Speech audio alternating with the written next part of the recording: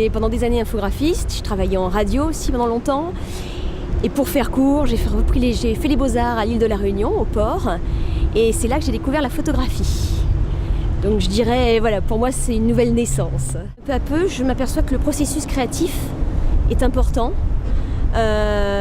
L'élément contemplatif, c'est-à-dire on est dans cet élément contemplatif d'attention flottante, ce que j'appelle l'attention flottante, et là les choses viennent, se passent, etc. C'est comme ça que je conscientise, je dirais, les choses tout doucement dans mon travail artistique.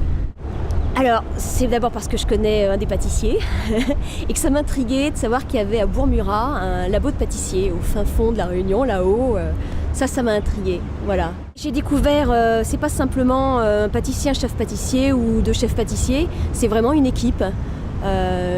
Quand ils sont tous ensemble, il y en a un qui dit ce qu'il faut faire, voilà, il y a quand même quelque part une hiérarchie bien entendu, mais quand on les voit dans le labo, ça se croise, les corps, les mains, il y a une harmonie comme ça de mouvements entre eux, comme une chorégraphie, une danse, c'est ça que surtout, en plus de la rencontre des gens qui y travaillent.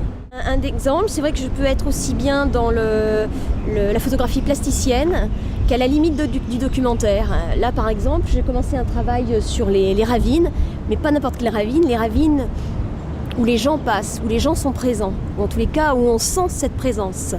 Là, il n'y a personne et pourtant, si vous restez un moment, il se passe des choses, des tas de choses. Il y a ce pont aussi qui fait dire que l'homme n'est pas loin.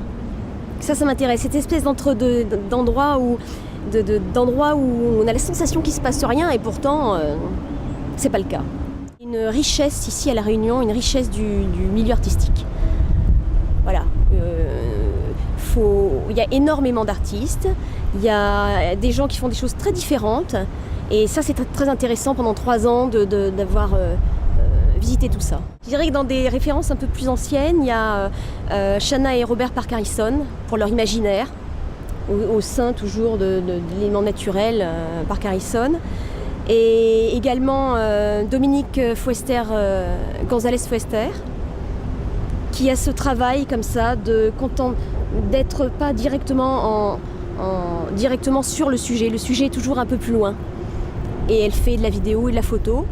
Et sinon, en réalisatrice, qui maintenant a quelques années, mais Ackerman m'a beaucoup influencée, Chantal Ackerman.